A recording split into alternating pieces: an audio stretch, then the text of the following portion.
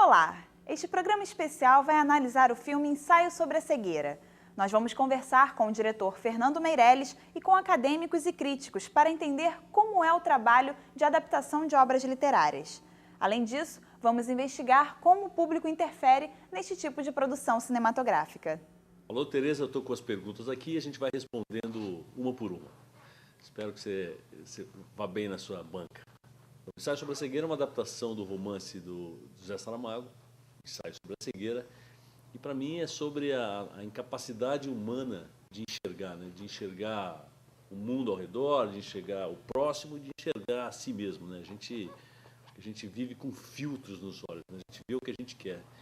Tem muitas maneiras de a gente aprender a abrir os olhos, fazendo uma terapia, fazendo uma meditação zen budista, não sei, ou passando por um processo, um sofrimento muito difícil, tal. Nesse filme é esse o processo. As pessoas aprendem a enxergar, a ver o outro depois de passar por um processo muito duro, um sofrimento muito grande.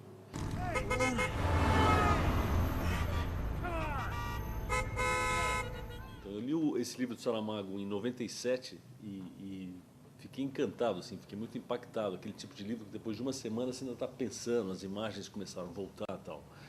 Então, imediatamente eu pensei em comprar os direitos e fazer adaptar para um filme. Eu nunca tinha feito nenhum longa nessas alturas. Mas o Saramago não quis vender os direitos. Mas aquele livro sempre me ficou na cabeça. Até que em 2005, por coincidência, eu recebi um convite de um produtor canadense que tinha conseguido comprar os direitos para adaptar o livro. Enfim, ele tinha comprado os direitos, tinha adaptado o roteiro e me convidou para dirigir. Na hora que veio aquele convite, eu fiquei, enfim, impressionado com a coincidência, reli o livro, li o roteiro, achei interessante e acabei topando fazer. Maybe you just be yourself, relax and calm. O Saramago ele foi bastante relutante em ceder os direitos de obra para o Fernando Meirelles e, sobretudo, chegou a dizer, não com essas palavras, mas com outras, que o cinema não iria traduzir visualmente aquilo que ele propôs no livro, que o filme seria uma proposta comercial que transformaria a arte literária dele em um objeto comercial. Todas essas questões foram levantadas na altura em que o Fernando Meirelles estava propondo a adaptação, e eu lembro que, inclusive, ele deu uma entrevista dizendo que pensava até em desistir, porque esse processo rolou durante anos, né, de conversação entre o Saramago e o Fernando Meirelles. O que eu não queria era que isto caísse nas mãos de pessoas que, aproveitando-se do facto de que tinham os direitos sobre a obra, se permitissem fazer aquilo que lhes desse na vontade. Para o crítico de cinema José Carlos Avelar, o sucesso de Meirelles nas adaptações de Cidade de Deus e O Jardineiro Fiel foi fundamental para que Saramago decidisse vender os direitos autorais do seu livro para o produtor canadense Niv Fishman. Tenho a impressão de que, no caso do Saramago, quer dizer, o que o importava era o fato de que a imagem escrita de uma cegueira branca é uma imagem para não se ver, é uma imagem mental. E o receio dele estava no fato de que alguns livros que trabalham mais com imagens mentais do que com a descrição de uma imagem que pode ser vista, dificilmente podem ser adaptados ao cinema, né? Dificilmente, não impossível.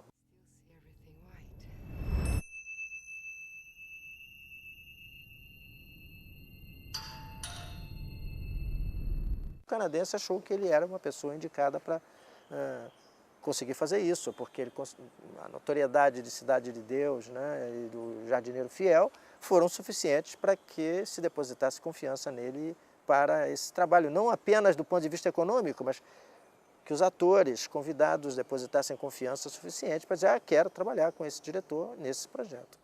A adaptação cinematográfica nem sempre se preocupa em expor conceitos já existentes numa determinada obra escrita. Muitas vezes, ela pode expressar novos valores e ser tão ou mais interessante que o próprio texto que a inspirou. José Saramago evitou interferir no processo de roteirização do filme, mas deixou claro que tanto as cidades quanto os personagens não deveriam ter identidade, assim como no livro. Então, assim que eu resolvi entrar no projeto, assinei o contrato lá, a primeira coisa que eu fiz com o produtor canadense foi ir para Lisboa e fazer um encontro com o Saramago. Eu fui era um jantar e eu fui com uma lista de perguntas para ele, porque eu queria ver como ele via, enfim, determinados aspectos, como ele enxergava cada personagem, para que servia cada personagem na trama. Eu tinha uma grande lista de dúvidas. Só que nesse jantar ele falou, não vou te falar nada, não quero. Enfim, eu escrevi o livro, você vai fazer o filme, eu não quero ficar interferindo, o filme é seu e tal. E realmente não falou praticamente nada sobre o livro. Se naquele primeiro encontro ele tivesse me dito como ele queria que fosse a mulher do médico, como deveria ser, enfim, os determinados aspectos do filme, certamente durante o processo, ao invés de eu fazer a minha visão, eu ia estar tentando agradá-lo, fazer a visão dele, e eu ia ficar muito dividido. Então eu não percebi na hora, mas ele foi muito esperto, sábio, de não tentar me ajudar naquele momento. Depois eu entendi isso.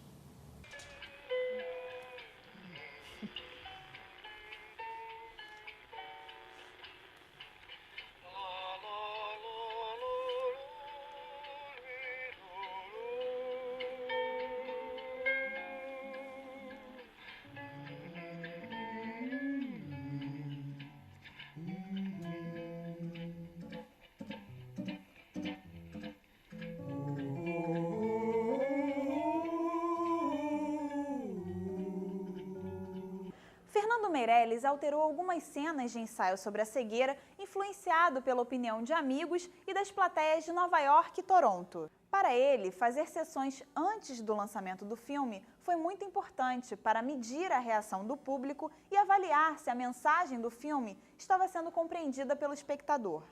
Esse filme é um filme caro, quer dizer, não é um filme caríssimo, mas é um filme relativamente caro, foi um filme de 25 milhões de dólares. E quando se faz filmes deste orçamento, daí para cima, é muito comum fazer teste de audiência. Você faz o filme, monta, a hora que o filme está montado, mas não finalizado ainda, que é o último processo, projeta-se o filme para plateias e aí a gente pode fazer pergunta para a plateia, o que achou, se determinados aspectos da história ficaram claros, como que a plateia recebeu essa mensagem ou aquela, essa cena e tal. E eu fiz isso, eu fiz dois testes com plateia no filme. Eu fiz um primeiro em Toronto, teve uma reação que para mim foi surpreendente, a plateia ficou muito chocada com o filme, tinha umas cenas muito violentas, principalmente as cenas de estupro, e a plateia não reagiu bem ao filme. Eu senti então que eu tinha passado do ponto, remontei o filme, dei uma suavizada, né, nessas cenas de estupro e tal. Fizemos uma segunda projeção em Nova York para uma plateia também. A plateia também ainda reagiu meio fortemente, mas muito menos do que em Toronto. Então dei um novo ajuste no filme. Na verdade, esses ajustes não são ajustes para tentar agradar a plateia, porque senão você desmonta um filme. Mas para mim esses testes são muito úteis para entender se determinadas mensagens estão chegando ao espectador. Na verdade, eu acredito que seja um pouco de ingenuidade acreditar que haja uma obra pura de um artista puro. Sempre há influências, nós vivemos em sociedade, nós estamos dentro de uma cultura e somos penetrados por essa cultura. Então não há um quadro sequer que não tenha na cabeça do artista toda a história da arte, todos os elementos por que passaram, e se ele pinta dessa forma, ele pinta por alguma opção que ele fez. E no cinema, por ser uma obra coletiva, talvez isso pareça ser maior. Mas a influência é tão grande no cinema quanto em qualquer outra coisa, qualquer que se faça na vida, até a roupa que nós usamos. Evidentemente, a influência que vem do contato do espectador com a obra acabada é maior.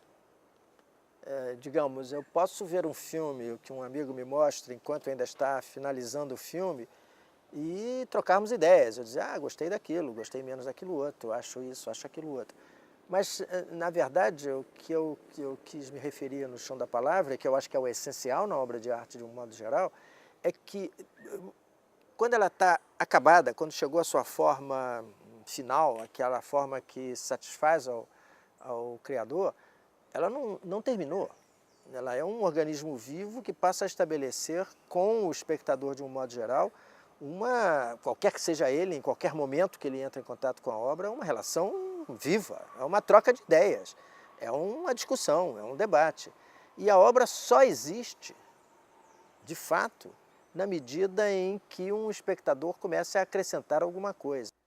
Durante as filmagens, Fernando Meirelles criou o blog Blindness. O diário se tornou uma importante ferramenta para informações sobre o dia a dia nos sets de filmagem. Porém, o retorno dado pelos internautas foi muito além do esperado. Então, enquanto eu estava fazendo, na verdade, preparando o filme, eu resolvi começar a escrever. Não era nem para ser um blog, eu comecei a escrever, uma espécie de um diário do filme, assim, com o que estava na minha cabeça. Porque pelo que eu vi no blog, eu não acredito que o diretor do filme, por exemplo, vá mudar alguma coisa no seu projeto por causa de algum feedback que ele teve do público que frequenta o blog. Mas, em outro sentido, essa prática dele é uma coisa relativamente nova, porque a gente não tinha acesso ao processo de criação de um filme de uma maneira em que fosse tão fácil o público saber como é que isso acontece.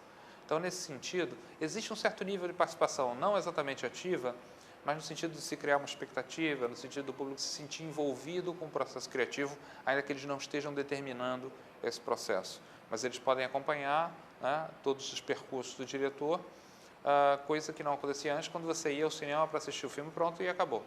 Né? Você não sabia o que estava por trás daquele processo tecnológico de divisão de trabalho, enfim, que é responsável pela criação de um filme. O blog não foi criado como ferramenta de jornalismo cultural. Ele funcionou como um meio de divulgação do filme. O que hoje existe de você se comunicar com o público é passar ao largo desses intermediários tradicionais, os meios, as grandes mídias, os formadores de opinião, e você ter um canal de contato direto, entre aspas, né, com o seu público potencial. Por isso que se abre hoje a possibilidade para vários realizadores independentes terem um espaço também de divulgação, né, nos seus blogs, e inúmeras estratégias, inclusive mercadológicas, para divulgar produtos que não passam necessariamente pelo circuito da grande mídia. E é interessante a gente ver como é que hoje esses meios oferecem novos canais para que realizadores que não têm recursos, por exemplo, a grandes verbas, possam também divulgar seus produtos, suas criações. Para o teórico da comunicação Edgar Morin, o cinema, como qualquer representação, é uma imagem de outra imagem. Porém, como a fotografia, é uma imagem viva. O cinema nos convida a refletir sobre o imaginário da realidade e a realidade do imaginário. Tenho a impressão de que imagens que são mais bem-sucedidas no filme são as não narrativas. São aquelas imagens que deixam você sentir alguma coisa próxima do que o Saramago descreve no texto dele, ou seja, o detalhe, aquela coisa muito próxima, entende? Que você vê com precisão, mas não tem a menor ideia do conjunto. Eu acho que isso está próximo da imagem mental que o Saramago propõe de que você tem uma cegueira branca, você tem uma cegueira por excesso de luz. Eu acho que isso funciona muito como uma transcrição do quadro em que a gente vive de um modo geral, entende? Aquela coisa de que podemos ver, mas não queremos ver. A luz demais nos impede de ver, entende? Há uma oferta excessiva de tudo, mas essa oferta excessiva mascara, entende? O que a gente... É uma ordem social que não permite que a gente veja uma série de questões, entende?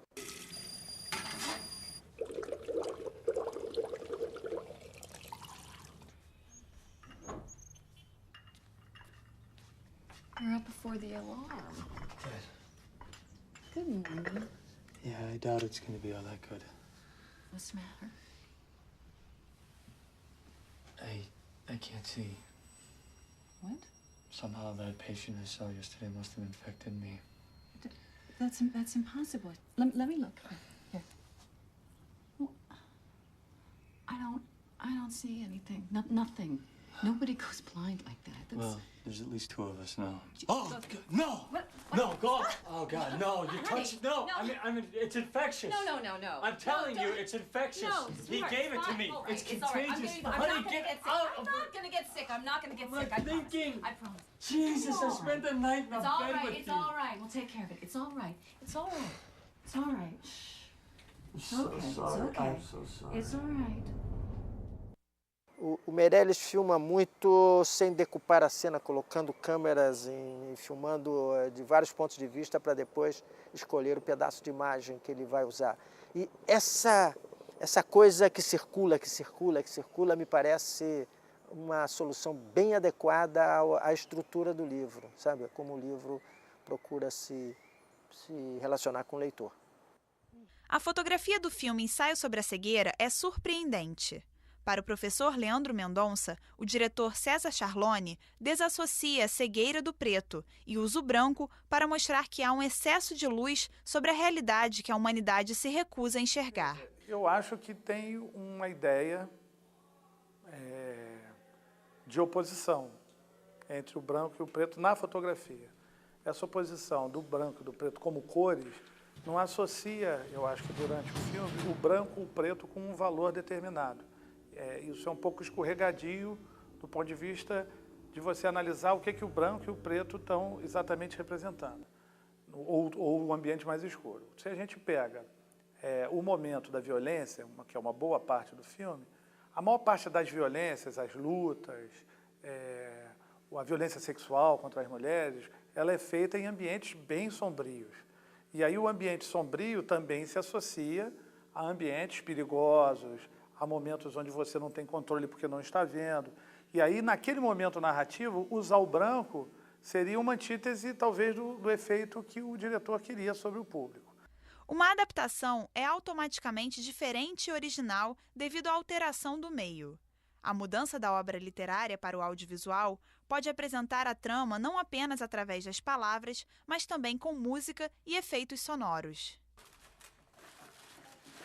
Para compor a trilha sonora do filme, foi escolhido o grupo mineiro Uacti. A ideia do diretor era colocar o espectador num universo tão sonoro quanto o mundo da cegueira.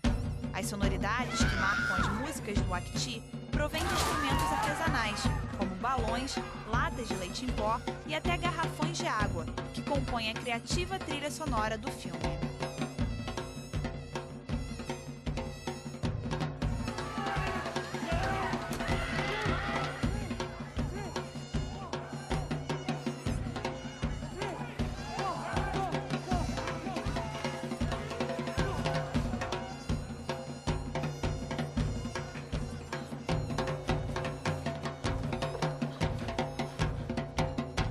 A sonora do filme é genial.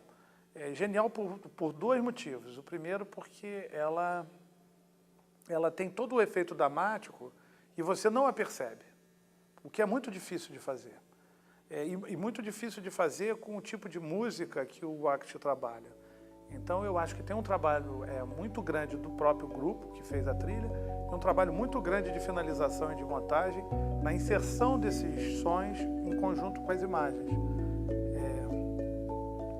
Obviamente, quando você, para a gente que vê o filme, aspas, profissionalmente, né, prestando atenção no som, aí você vê mais claramente essa questão, quer dizer, como aqueles sons, como aquela trilha acentua determinados efeitos de suspense e de incômodo.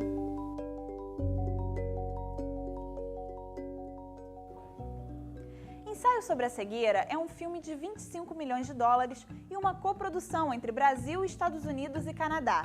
Aplaudido por plateias do mundo inteiro, o filme foi bem recebido pela crítica em geral. Porém, segundo Fernando Meirelles, a crítica francesa foi muito agressiva durante a exibição no Festival de Cannes. Realmente dividiu. Eu tive algumas críticas ótimas em todos os lugares. Na Inglaterra, Estados Unidos, na França eu acho que não tive nenhuma crítica ótima. No Brasil e tal. E algumas críticas muito pesadas, assim, gente que realmente detestou o filme. E para mim, de novo, foi uma surpresa, porque eu achei que algumas pessoas pudessem não embarcar muito na história, mas não rejeitar o filme da maneira como o filme foi rejeitado. Principalmente a crítica francesa no Festival de Cannes, foram muito agressivos com o filme. E eu acho que durante toda a minha carreira foi a primeira vez que eu tive esse tipo de reação, assim, o que me espantou e me deu uma abalada. E talvez um pouco por causa da crítica, o filme foi ok no mundo, em alguns lugares foi muito bem, não sei porquê, mas o México, Coreia, América do Sul foi bem, no Brasil foi muito bem, fez 900 mil espectadores, a gente esperava 400 mil. Vários críticos acharam o filme visualmente muito bonito. Ou seja, como se o texto do Saramago tivesse inspirado a imagens muito bonitas de ver, né? E todos os jornalistas que estavam na discussão que se faz depois da exibição do filme para a imprensa ficaram muito impressionados, satisfeitos e curiosos com o fato de que a equipe do filme que estava ali se referia ao trabalho de fazer o filme com extrema alegria, com extrema felicidade. E eu acho que isso, de certo modo, transparece em vários dos momentos do filme, essa cumplicidade entre os atores e técnicos que estavam fazendo o filme. Há uma, digamos, em alguns momentos há uma evidente alegria no fato de estar interpretando aquele personagem. E tenho a impressão de que isso aparece muito numa cena que se repete em vários filmes, como uma transcrição bastante católica, né? No momento do batismo, que é a cena da chuva, né? Quer dizer, no momento em que eles fazem a cena da chuva, aquilo se faz com uma evidente cumplicidade dupla, entende? Uma cumplicidade ali com o filme, uma cumplicidade com a ideia que está por trás, porque ainda que o Saramago diga que não, Deus acabou, né? A sua história está permeada de representações católicas, né? De simbologias do mundo católico, não diria nem do mundo religioso, mas do mundo católico, né? Provavelmente porque Portugal, sua cultura, tem uma base católica significativa. But the Lord came to him and converted him, and not only converted him, but blinded him. Is this what happened? Então, na verdade, enquanto eu estava fazendo o filme, eu sempre, para mim, o espectador que mais me interessava, evidentemente, era o Saramago, né? Porque é o autor da ideia. Eu sempre tinha medo em cada decisão, medo não, mas sempre aquela coisa, será que eu estou deturpando a ideia do filme? Será que eu estou levando essa história para um outro lugar? Será que o autor... E, evidentemente, durante o processo inteiro, 6, 7 meses do processo de filmagem, montagem e finalização, eu tinha sempre o Saramago, pensava no dia que eu iria mostrar o filme para o Saramago. Ele assistiu o filme numa projeção muito ruim, mas na hora que acabou ele estava muito emocionado, chorando e tal. Então foi um momento muito bonito e para mim um grande alívio, assim, porque eu tinha vindo dessa pancadaria em Cannes. No dia seguinte mostrei para o autor da história, achando que provavelmente ele não iria gostar também, porque eu estava meio... E ele realmente ficou muito emocionado com o filme.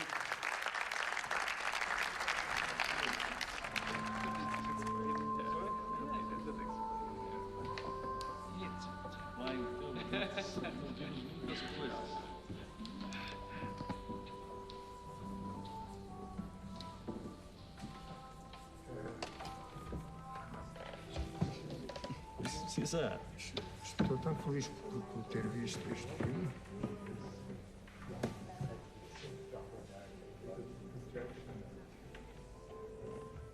Como estava ter escrito. É mesmo? Você não sabe que tu me deixa feliz também.